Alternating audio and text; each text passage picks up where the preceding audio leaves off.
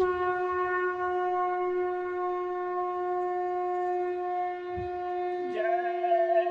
गुरुदेव। जय गुरुदेव।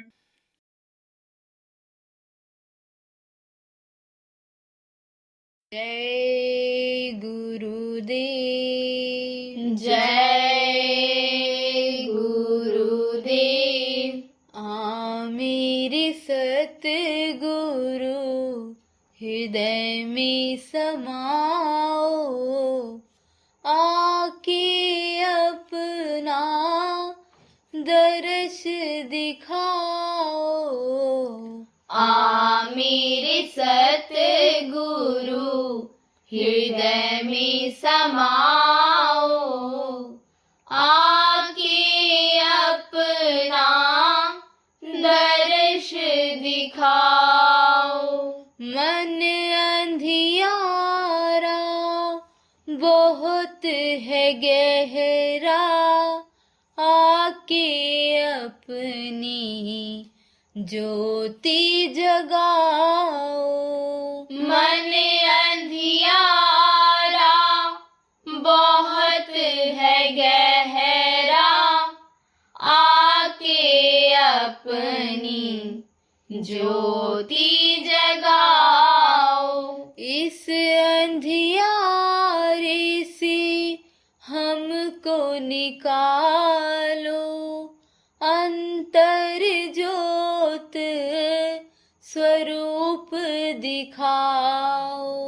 इस अंधियारे से हमको निकालो, अंतर ज्योत स्वरूप दिखाओ। मेरे सतगुरु हृदय में समाओ, आके अपना दर्श दिखाओ। मेरे सतगुरु हृदय में समाओ, आके अपना दर्श दिखाओ। पलकों की सुंदर सेज सजाओ, जिस पर अपने गुरु को बिठाऊं। पलकों की सुंदर सेज सजाऊं, जिस पर अपने गुरु को बिठाऊं। आंसुओं से चरण गुरु के धो, चरणों में गुरु के जीवन बिताऊं। आंसुओं से चरण गुरु के धोऊं, चरणों में गुरु के जीवन बिताऊं। मेरे सतगुरु हृदय में समाओ, आके अपना दर्श दिखाओ। मेरे सतगुरु हृदय में समाओ, आके अपना दर्श दिखाओ। सिमरन भजन से तो ही रिझाओ, ऐसी भक्ति की शक्ति मांगो। सिमरन भजन से तो ही रिझाऊं, ऐसी भक्ति की शक्ति मांगूं। तुम बिन मेरा कौन सहाय, इस निर्बल को पार लगाओ। तुम सहाई, इस निर्बल को पार लगाओ। मेरे सतगुरु हृदय में समाओ, आके अपना दर्श दिखाओ। मेरे सतगुरु हृदय में समाओ, आके अपना दर्श दिखाओ। जय गुरुदेव, जय गुरुदेव।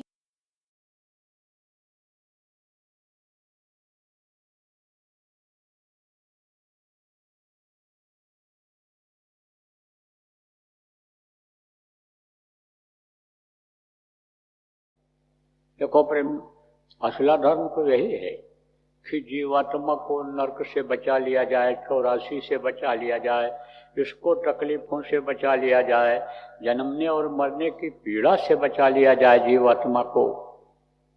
यह धर्म नहीं है कि झूठ बोलो, बेईमानी करो, चोरी करो, हिंसा करो, हत्या करो। मनुष्य शरीर जो मंदिर है, फकीरों ने जिस्मानी मस्जिद बताया, गुरु साहबानों ने गुरुद्वारा बताया, स्पिरिचुअल मास्टर ने लिविंग ऑफ यानी गॉड बताया इसको। तो इसको काट दो, मंदिर को ढहा दो, मस्जिद को ढहा दो, यानी समझो गुरुद्वारा को गिरा दो। ये धर्म नहीं है। चाहे इस्लाम धर्म हो और चाहे हिंदू धर्म हो और चाहे यानी समझो कि क्रिश्चियन हो, चाहे ये समझो नानक पंथी हो, समझो यानी सिख धर्म हो, कोई भी धर्म ये नहीं सिखाता है कि हिंसा करो, हत्या करो, मानो मंदिर को गिराओ, मस्जिद को गिराओ। ये नहीं सिखाता है, यह धर्म नहीं है। धर्म ये है कि सबकी रक्षा करो, हर जीव पर दया करो। बहुत से लोगों को मालूम ही नहीं है। क्या नहीं मालूम है कि अंडे में भी जीव है, मछली में भी जीव है, बकरा में भी जीव है, यही रूह, यही जीवात्मा, यही सोल उनमें है। इसकी जानकारी ही नहीं। तो इसको बताओ, यह धर्म है। उसको समझाओ, यह धर्म है। हिंसा हत्या से लोगों को बचाओ, यह धर्म है। यही असली सेवा है। असली सेवा में जो लोग जाते हैं उनका मन किस में लगता है? भजन में भी लगता है। मन साफ होता है, चित्त साफ होता है, अंतरात्मा साफ होती है, तब वो समझो नाम का रस का आनंद आता है। घड़ा समझो तब जब भरता है। आप ये समझो बर्तन अगर गंदा है और उसके अंदर कोई बहुत ही खुशबूदार चीज आपने खाने पीने वाली डाल दी, लेकिन उसका स्वाद फिर उस तरह का नहीं मिलता है कि जैसा उसका रहता है, क्योंकि उस गंदगी का असर आ जाता है। इसी तरह से अंतरात्मा साफ रखना चाहिए। तो अंतरात्मा कैसे साफ होगी? हृदय कैसे साफ होगा? अंदर का ये किस तरह से साफ होगा? ये भजन से साफ होगा, ये सेवा से साफ होगा, ये सत्संग सुनने से जब जानकारी हो जाएगी और सत्संग के वचनों का जब पालन करेंगे तब ये साफ होगा। जिसको साफ करना जरूरी है, दिल के हुजरे को साफ करना जरूरी है। तो प्रेमियों, जो जरूरी चीजें हैं उनको याद रखा जाता है। भजन में रस क्यों नहीं मिलता है? भजन में इसीलिए रस नहीं मिलता है कि परहेज नहीं हो पाता है। किस चीज का परहेज? परहेज तो ऐसे भजन करने के लिए बहुत ही करना पड़ता था पहले के समय में, लेकिन अब तो यानी समझो संतों ने छूट दे दिया है। गुरु महाराज जैसे हमारे जब इस धरती पर आए तो उन्होंने तो बहुत से गुनाहों को माफ किया। जब हंसनी यूं धर्म की हिलती है, कोई हस्ती खुदा से उतरती है, भूले भटके इंसानों पर और रहमत की नज़र वो करती है, गुनाहें वो माफ़ करती, यानी गुनाहों को वो माफ़ करती हैं। जो रूहें ऐसी आती हैं, जो आत्माएं ऐसी आती हैं जिनको महान आत्मा कहा गया है, तो बहुत से गुनाहों को तो उन्होंने माफ़ किया। रास्ता को सरल किया, सफाई करते रहे। तो सफाई तो होती रहती है। कहाँ से सफाई होती है? सत्संग जल जब कोई पावे, मैला ये सब कट कर जावे। सत्संग से सफाई होती है, भजन से सफाई होती है, सेवा से सफाई होती है। सत्संग से बहुत सी चीज़ों की जानकारी होती है और सेवा से ज़्यादा सफाई होती है। सेवा कुछ न कुछ करना चाहिए, सबको सेवा करना चाहिए। अब आप तो कहोगे हम तो बाल बच्चों की सेवा करते रहते हैं, आने जाने वाले अन्य रिश्तेदारों की सेवा हम बढ़िया से करते हैं। 4 तरह की सब्जी, 2-3-4 तरह की मिठाई खिलाते हैं, खूब सेवा करते हैं। ये सेवा नहीं, संगत की सेवा। संगत की सेवा जो होती है परमार्थी सेवा होती है। परमार्थी सेवा यानी क्या होती है कि जिसमें अपना कोई स्वार्थ न हो। रिश्तेदार आया, आपने बनाया खिलाया उसको, बढ़िया यानी भोजन दिया, बढ़िया बिस्तर दिया, आप जाओगे तो वो तो यही कोशिश करेगा कि ये 2 तरह की सब्जी खिलाए थे तो हमको 4 तरह की सब्जी खिलाना चाहिए।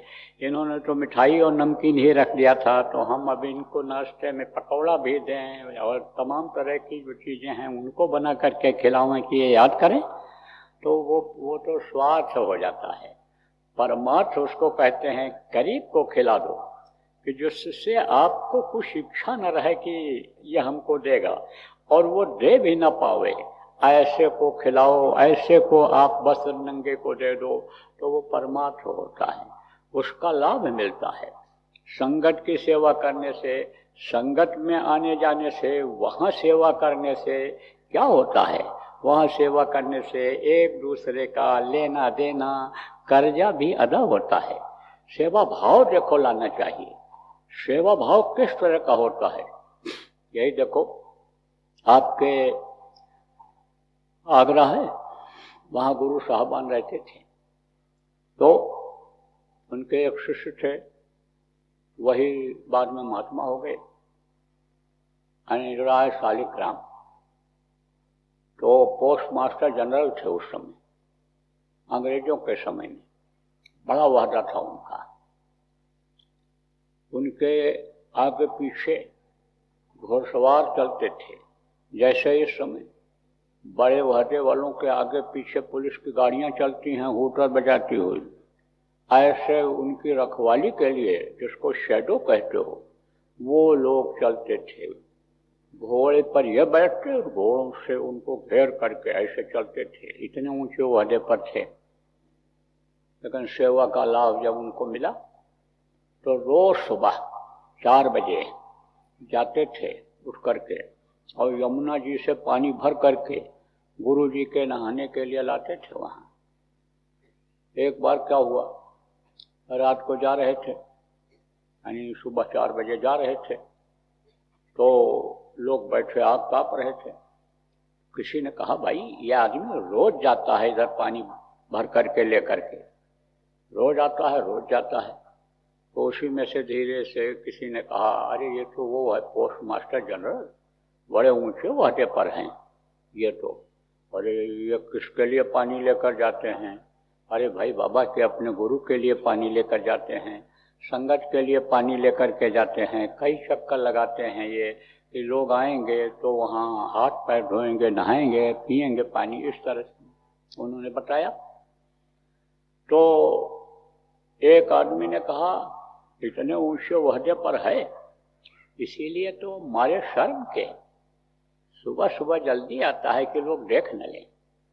अब ये आवाज उनके कान में पड़ गई, सुन लिया उन्होंने। तो जब वहां से गए और ड्यूटी से जब लौटे, छुट्टी हुई, तब गए बाजार और वहां घुंघरू खरीद लिया। घुंघरू पैर में बांधा और छम छम छम से पैर पटकते हुए जाने लग गए।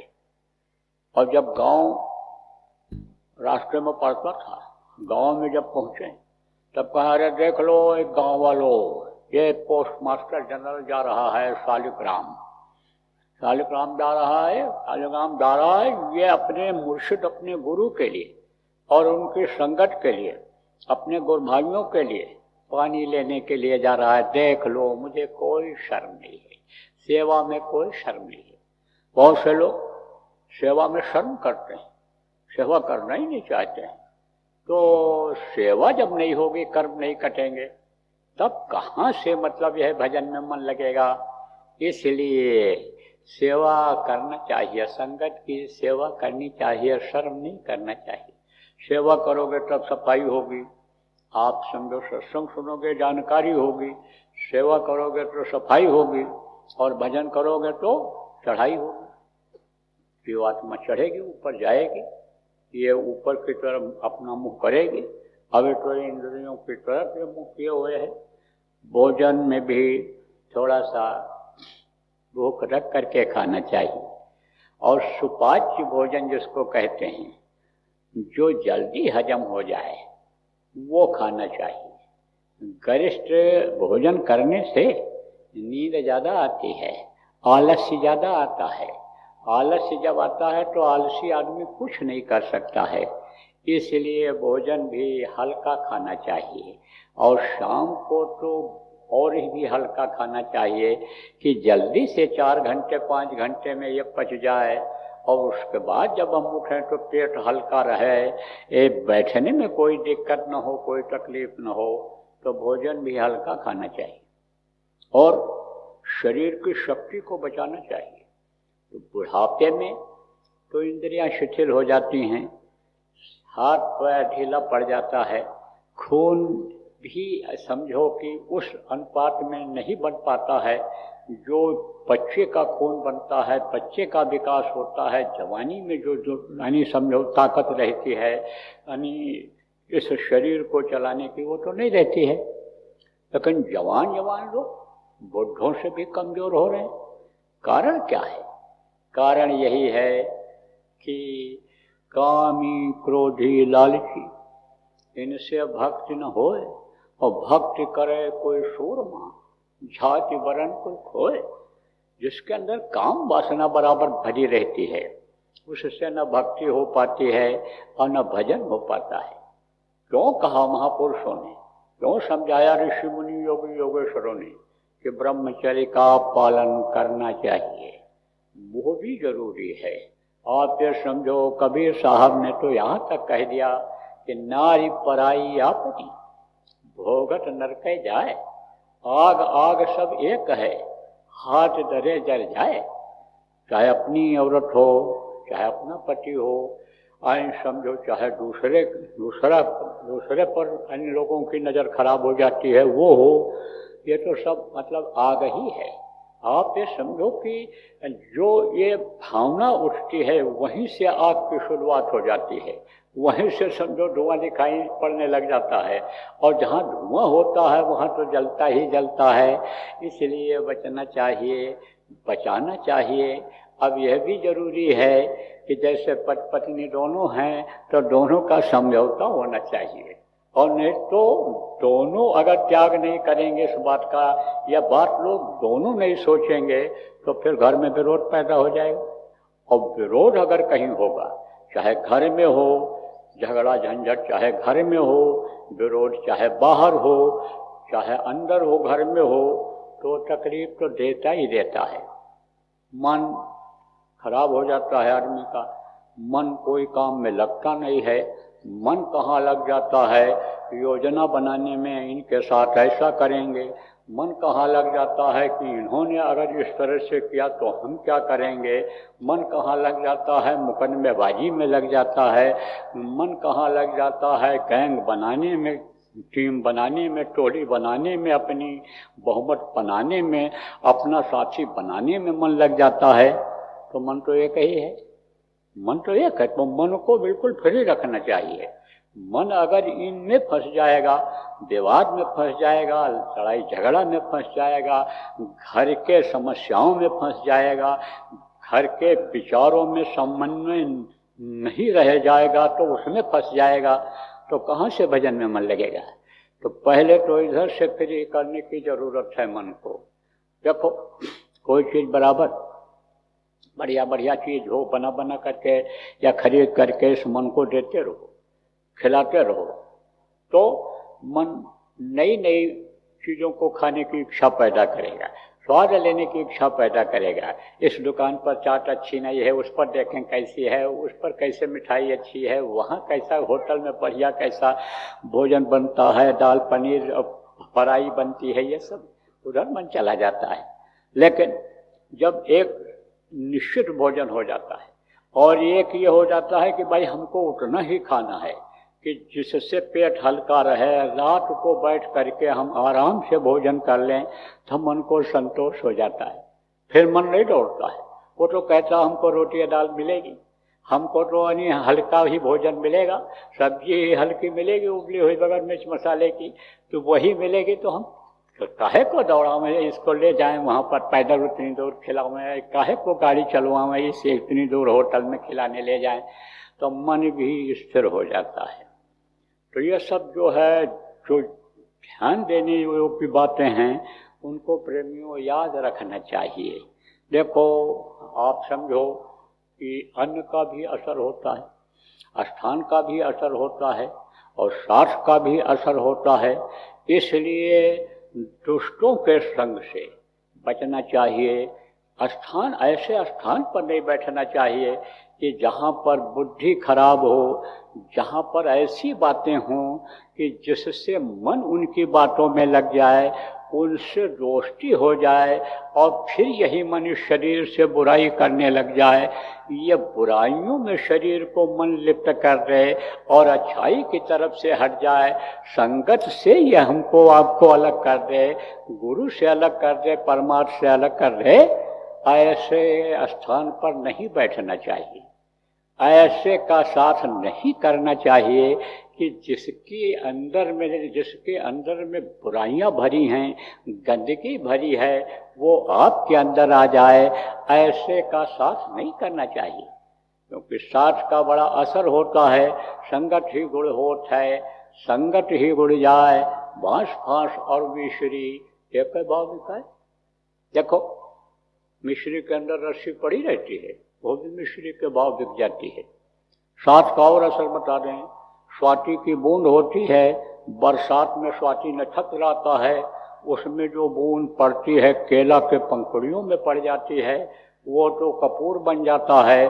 और जो सीप में, समुद्र में सीप होती है, उसके मुंह में जो पड़ता है उसमें मोती बन जाता है। और सांप के मुंह में अगर पड़ जाए तो वही विष बन जाता है, जहर बन जाता है, वही जहर बन जाता है।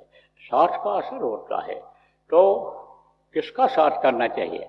साध संग मोहदेव नित परम पुरुष दातार, साधक का संग करना चाहिए। लेकिन साधक का संग अच्छा लगता है? कहते हैं साधक का साथ करेंगे तो हमसे कहेगा चलो चलो साधन भजन का समय हो रहा है, तो हम कहाँ जाके वहाँ बैठेंगे घंटों। अरे भाई, साथ अगर कर लोगे तो उसका असर हो जाएगा, तुम्हारी भी कीमत बढ़ जाएगी। देखो, कागज की डिब्बी होती है छोटी सी, और उसमें सोने की अंगूठी रख देते हैं, तो उसकी कीमत बढ़ती है कि नहीं बढ़ती है? वो तो समझो लाखों रुपया, करोड़ करोड़ रुपया का अब शोरूम बना देते हैं लोग, वो डिब्बी उसमें रखी जाती है। वही कागज है। और वही कागज आप क्या देखो कि अन्य समझो कि ये जो छोटी मोटी दुकानों पर अन्य रखते हैं लोग, उसकी कोई कीमत रहती है? कुछ नहीं, कागज वही है, लेकिन उसमें वो चीज़ जो रख दी गई।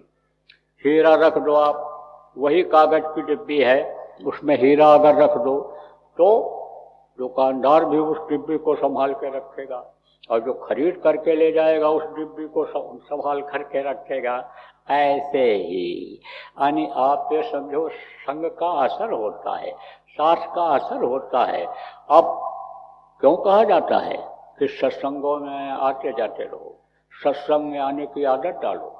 बहुत सी बुराइयां तो जो साथ के असर से जान में या अनजान में साथी बना लिया, चाहे व्यापार में तरक्की के लिए बना लिया, चाहे पढ़ाई लिखाई में यानी आगे बढ़ने के लिए बना लिया, खेती गृहस्थी को आगे बढ़ाने में तरक्की करने में बना लिया, और वो कमी जो शरीर के अंदर आ गई, वो कमियां अच्छे के साथ करने से दूर हो जाती हैं। वो जो कर्मों की मैल है वो साधक सत्संगी के पास बैठ करके साधना करने में यानी वो कर्म धुलते हैं। इसलिए बराबर साप्ताहिक सत्संगों में जाना चाहिए, ध्यान भजन में बैठना चाहिए। कुछ प्रेमी ऐसे हैं कि जो रोज ध्यान भजन करते हैं, कुछ ये देवियाँ ऐसी हैं कि मौका निकाल करके दिन में इकट्ठा हो करके कर लेती हैं। उनका केवल एक निशाना रहता है और रोज करने वालों का कि भाई भाव कैसे बने, भक्ति कैसे आवे, कैसे मुक्ति मिले, भक्ति और मुक्ति कैसे मिले, ये एक निशाना उनका ये रहता है। और जो कभी कभी जाते हैं तो अपने मतलब की ही बात करते हैं, वो तो स्वार्थ परता वाली ही बात करते हैं। वो तो यही देखते हैं कि कौन आदमी पहले नहीं आता था आज आया है, कौन कम आता है पैसे वाला आदमी है, उसका पैसा ही इधर उधर लगवा देते हैं, उसको उधार ही मांग लेते हैं, नहीं देते हैं। तो वो समझो कि एक तरह से संगत से भी अलग हो जाता है। तो जहाँ भी भजन हो, जहाँ भी ध्यान हो, जहाँ भी सत्संग हो, ऐसे लोगों से भी बचना है। कल आपको बताया था कि कैसे लोग ठगी करते हैं, ठगों से भी बचना है। और जब आप यानी समझो अपने निशाने पर रहोगे कि हमको भजन करना है, हमको केवल अपनी गृहस्थी चलानी है, हमको जो हमारे भाग्य प्रारब्ध में है उसी का हमको इस्तेमाल करना है, और हमको अगर कोई चीज़ मांगनी है, लेना है, तो हमको अपने गुरु से लेना है, दूसरे से हमको कोई फायदा नहीं लेना है। अगर ये आपके अंदर भाव रहेगा तो उसी तरह से ये हो जाएगा कि शोर श्याम काली कमली पर चढ़े न दूजो रंग। फिर जैसे काला रंग होता है, काला रंग पर कोई भी रंग असर नहीं करता है। काली कमली, कमली किसको कहते हैं, कंबल या कपड़ा, उस पर कोई रंग चढ़ाओगे तो नहीं चढ़ेगा। इसी तरह से जो गुरु के रंग में रंग गया, प्रभु के रंग में रंग गया, भजन के रंग में, नाम के रंग में रंग गया, नाम के रंग में रंग जा, मिले तो ये धाम निज अपना। नाम के रंग में जो रंग गया उसको कोई फिर फिक्र चिंता नहीं रह जाती है और किसी का उसके ऊपर कोई असर नहीं पड़ता है।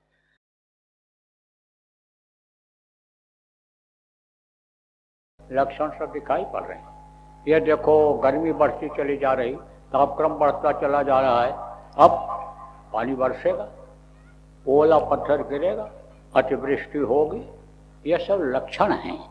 ये समझो ऐसे भी छोड़ो, अगर आप देखो लक्षण के हिसाब से देखो, जिसको वैज्ञानिक लोग शोध करके अब समझो कि बताने लगेंगे, तो खराब समय आ रहा है चारों तरफ से। लेकिन अब बचना भी है, बचाना भी है, बचना भी है और बचाना भी है। आज देखो प्रहलाद का क्यों नाम है, प्रहलाद का नाम जो नहीं भी जानते थे वो भी लोग जान गए। छोटे बच्चे जो अभी पढ़ते हैं 4-5 दर्जे में स्कूल में, और प्रहलाद का नाम नहीं जानते थे वो भी जान गए। उनको जब घर वालों ने ही बताया कि प्रहलाद बच गए थे और होलिका जल गई थी, अत्याचार का अंत हो गया था, और जो है यानी भक्त की रक्षा हो गई थी, न्याय की जीत हो गई, सत्य की जीत हो गई थी, तो प्रहलाद का नाम वो भी जान गए। अब ये समझो प्रहलाद में अगर शक्ति न होती तो कैसे बचते, कैसी शक्ति, भक्ति की ही शक्ति सही, लेकिन कुछ शक्ति तो थी बचने की, तब तो जान बच गई। और नहीं तो होलिका जला डालती, इनको खुद निकल जाती, ये जल जाते। ऐसे बचने की भी जरूरत है और बचाने की भी जरूरत है। जय गुरुदेव। सरकारी व गैर सरकारी अनुदान के लिए बिना सत्संगियों के सहयोग द्वारा जनहित के कार्यों में लगी हुई बाबा जय गुरुदेव धर्म विकास संस्था का मुख्यालय पिंगलेश्वर रेलवे स्टेशन के सामने मक्सी रोड, उज्जैन, मध्य प्रदेश में है। यहाँ पर सत्संग व नामदान का कार्यक्रम होता रहता है। अतः आप श्रोताओं से अनुरोध है कि बाबा उमाकांत जी महाराज के आश्रम उज्जैन एक बार परिवार सहित जरूर पधारिएगा। आपके सुझाव के लिए व्हाट्सएप नंबर 9575600700 जय गुरुदेव।